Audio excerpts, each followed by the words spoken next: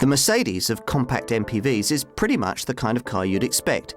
Beautifully built, thoughtfully designed, carefully engineered, and expensive. There's only room for 5, nor is it the most flexible car of its kind or the sharpest to drive. In every other respect though, this car feels a class above its contemporaries. Many people weren't quite sure what a Mercedes B Class was when it first appeared in 2005.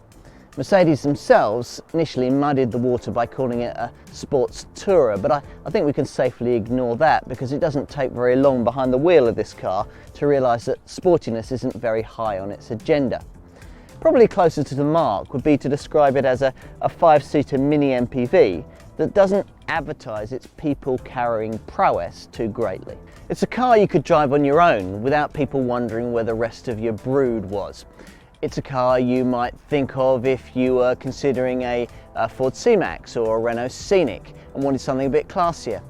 Or a model that might be on your shortlist if you're looking at, say, a premium hatch like an Audi A3 or a BMW 1 Series and need something a bit larger. Get in and first impressions are good. The dashboard is styled cleanly, and there's a neat mix of contrasting colours and metallic detailing. On the road, the B Class handles neatly enough with perfectly spaced pedals, keen turning, and less body roll than you might expect for a high-sided vehicle of this type. The electromechanical steering might feel slightly odd at first, but trust it and it'll point the nose accurately.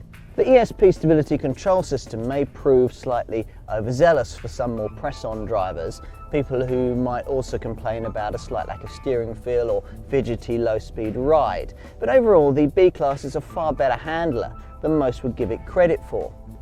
It carries around a bit more weight than the equivalent A Class, but that also gives it more front-end traction, especially when it's packing one of the more powerful engines.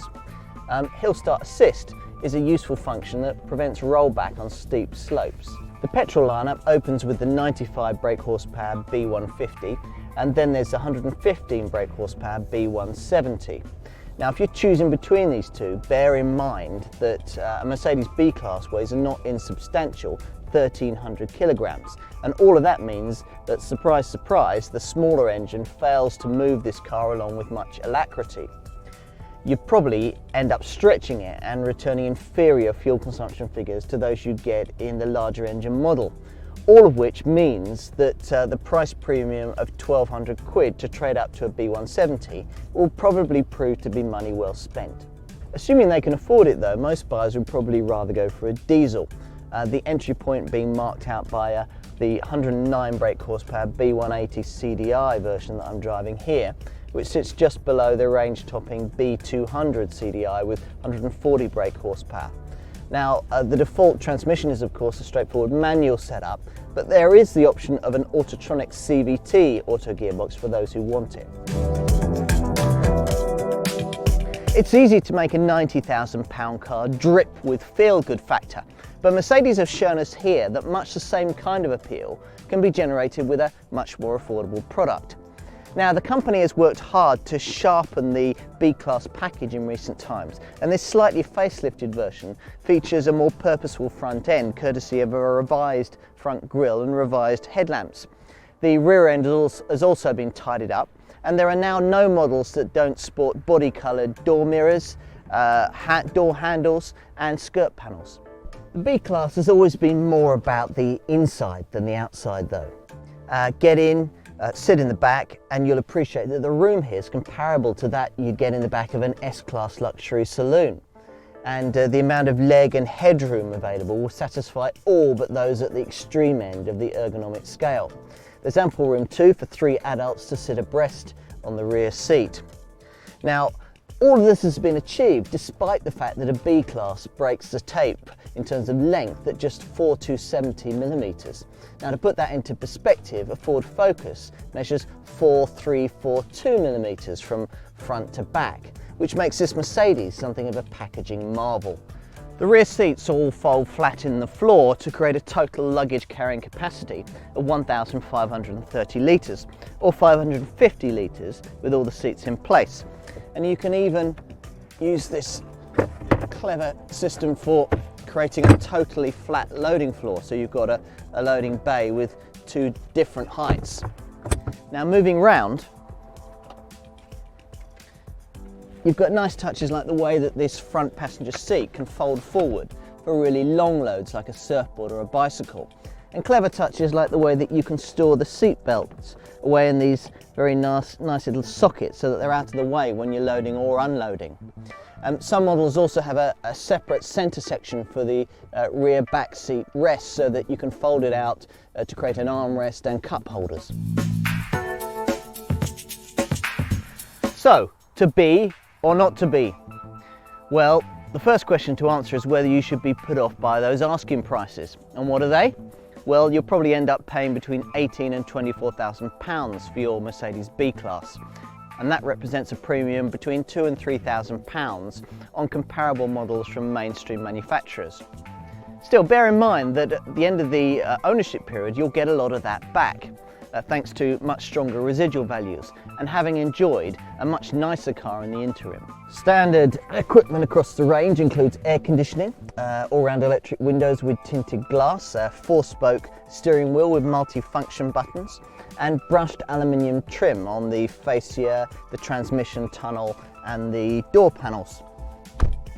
Front parking sensors should have made the list too, as the bonnet from the driver's seat here slopes rapidly away and it's difficult to see where the extremities of the car are. The side rubbing strips don't look as if they'd withstand too many scrapes with a concrete bollard before they started looking a little bit second-hand too. And one way to avoid all that is to go for the optional active parking assist system that uses ultrasonic sensors and the car's steer-by-wire system to manoeuvre the B Class into a suitable parking space. Elsewhere on the spec sheet, other high-tech features grab the attention.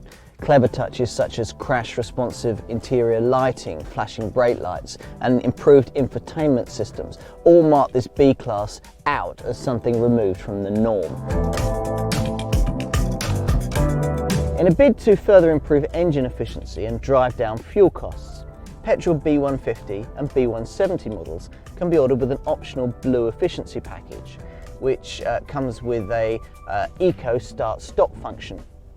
Now, this aims to achieve fuel savings of up to 9% in city traffic by cutting the engine when the gearbox is neutral and the brake pedal is depressed.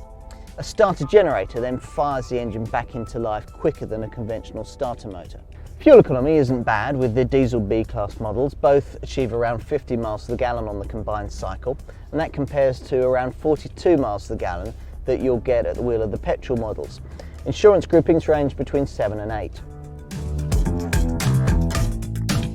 Mercedes hopes to target a wide variety of buyers with this car. Some will have been looking at pricier versions of compact mini-MPVs, or others will have been considering premium compact hatchbacks, but maybe need something a little larger. Still others will be family buyers considering one of those aspirational but not particularly large estate cars like Volvo's V50 or Saab's 9.3 Sportwagon. Now, all of these types of customers really ought to factor a Mercedes B Class into their buying decision. Certainly, if you appreciate quality and don't mind making an investment up front, then the B Class shouldn't disappoint. This latest version differentiates itself further in terms of quality, design and smart engineering that isn't common in the compact MPV sector. At the end of the day though, one thing remains the same. Whether you want one will depend very much on how highly you value that 3-pointed star on the front grille.